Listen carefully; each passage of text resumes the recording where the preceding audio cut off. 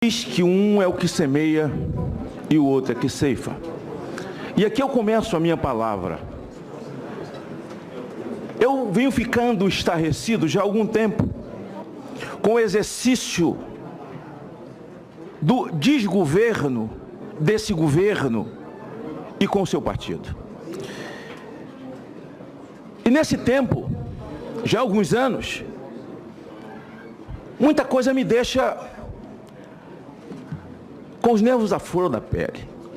Mas um dia desse, e quem quiser pode ir ao YouTube, quando eu tive acesso ao depoimento de Fernando Gabeira, e em seguida ao depoimento de Eduardo Jorge do PV, e o Gabeira diz, olha, nós que participamos do momento da luta armada, nós tínhamos um problema, era com a ditadura militar, nós não queríamos democracia. Nenhum de nós lutou por democracia, quem diz isso mente. Nós lutamos por uma ditadura do proletariado. Todos os principais ex-guerrilheiros que se lançam na luta política costumam dizer que estavam lutando pela democracia. Eu não tenho condições de dizer isso.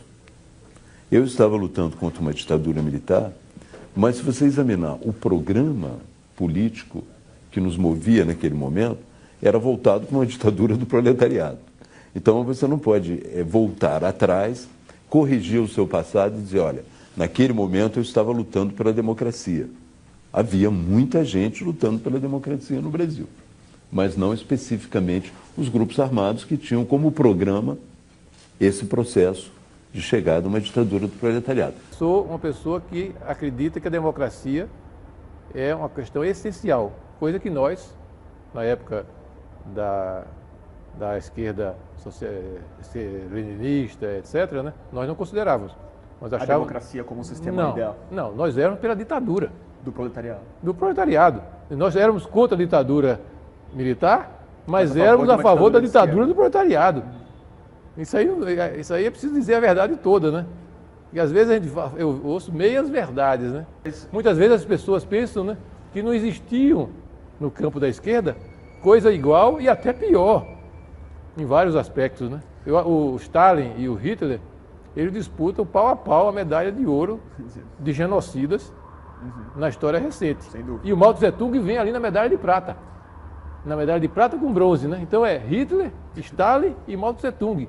Então é preciso a gente ter essa clareza. Aí, escuta Eduardo Jorge, ele diz mais. Olha, a ditadura fez muito mal para nós, os militares, mas nós também fizemos para eles que nós não somos fáceis. Nós não éramos fáceis.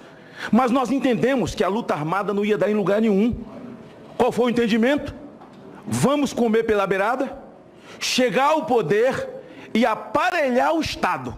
Após o aparelhamento do Estado, nós então fazemos o que pensamos e implantamos as nossas filosofias.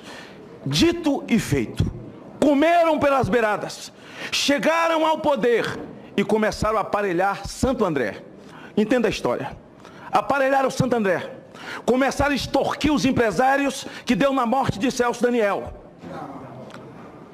Vou chegar no meu ponto, senhor. Chegaram ao poder, gritando nas ruas, criando sindicatos, organizando a sociedade em nome dos trabalhadores, e levou para si, se locupletou de muita coisa de trabalhador que eles nunca fizeram. Como, por exemplo, hoje a sociedade pensa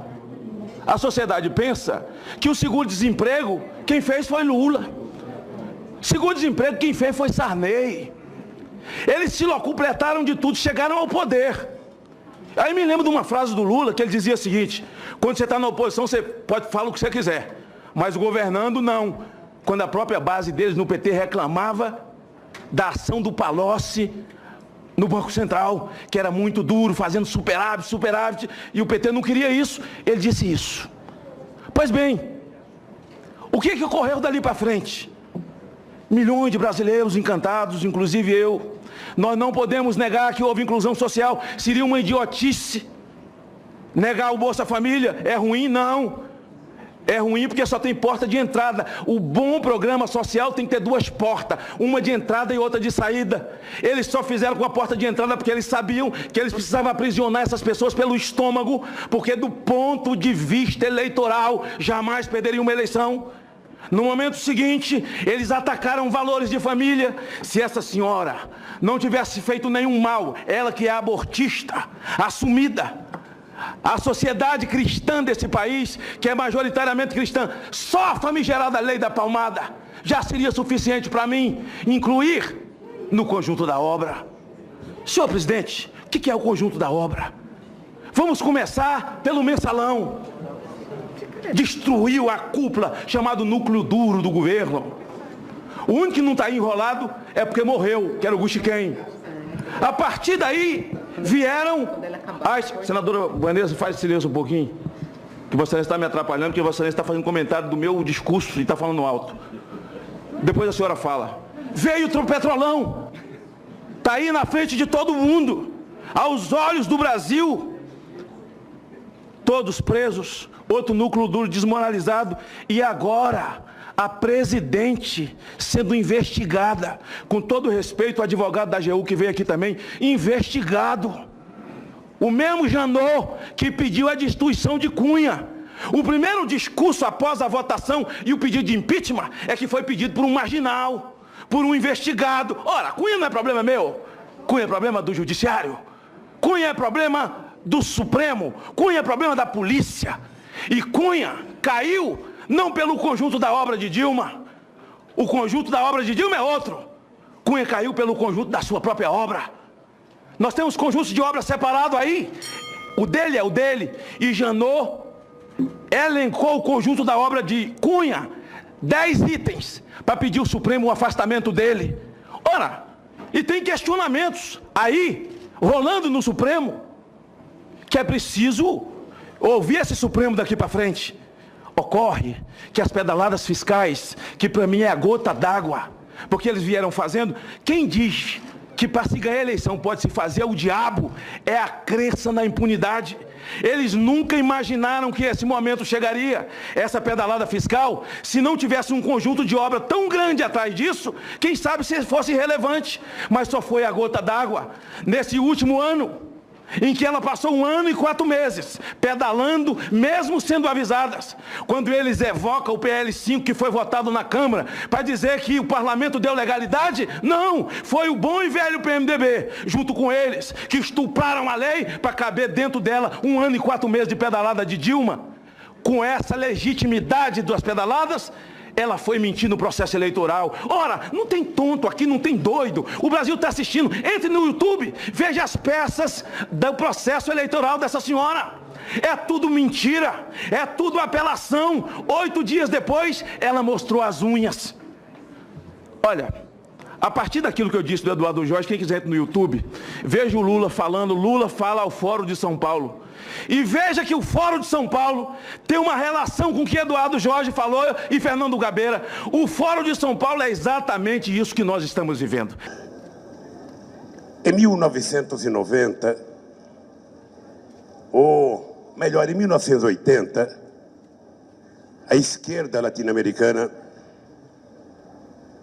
não acreditava que fosse possível chegar ao poder pela via da disputa democrática e, sobretudo, pela via eleitoral. E nós chegamos, e eu quero, companheiro da direção do Fórum de São Paulo, debitar parte da chegada da esquerda ao poder na América Latina pela existência dessa cosita chamada Fórum de São Paulo. Foi aqui, e devemos muito aos companheiros cubanos. Então, desses 92 bilhões desse buraco, e que eles choraram na televisão, inclusive ela, Madre Dilma, Teresa de Calcutá, vão me caçar, minhas mãos são limpas, eu não fiz nada. porque esse dinheiro foi para a Bolsa Família. Inclusive Lula faz um discurso também falando isso. E se vocês quiserem, os senadores também fizeram, e deputados, por Bolsa Família só foi 1.700.000. Isso aqui foi Minha Casa Minha Vida, um tiquinho desse jeito. O montante maior, senhor presidente, pasme o Brasil, o montante maior foi para o BNDES, para quê?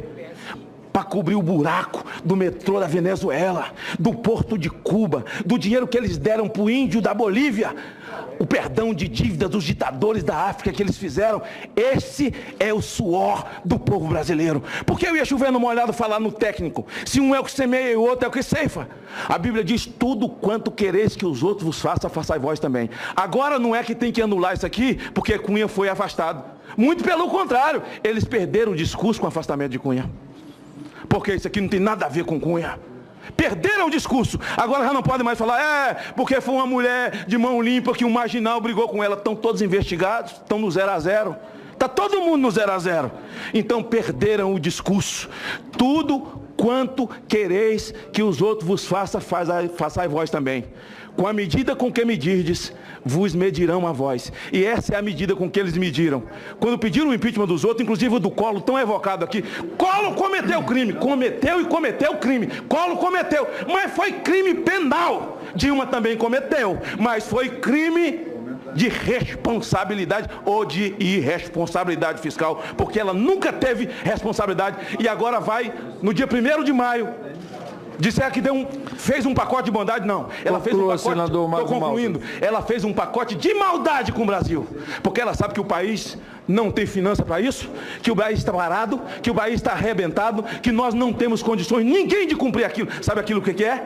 É imaginando que vai ser impeachmentada, que outra pessoa vai assumir no lugar dela e ela vai deixar armada a arapuca, vai deixar. Isso é política de terra arrasada, não é pensando no país, é pensando em trazer prejuízo a quem quer que politicamente assuma no lugar dela. Não estou defendendo quem vai assumir no lugar dela, até mando um recado para ele: que não faça ministério com quem está com a fralda cheia. Conclua, senador Magno Malta. Porque a nação está olhando.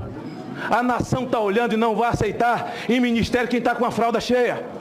Faça um ministério técnico, um ministério de notáveis, honrados, para poder unir essa nação. Volto a dizer, senhor presidente, aquilo que quereis que os outros vos façam, façais vós também. E nesse momento, sexta-feira, na próxima quarta-feira, Dilma será caçada nem por mim, nem por ele, nem pelo senhor. Ela será caçada por Salomão. Sabe quem é Salomão? Aquele que escreveu: a arrogância precede a ruína.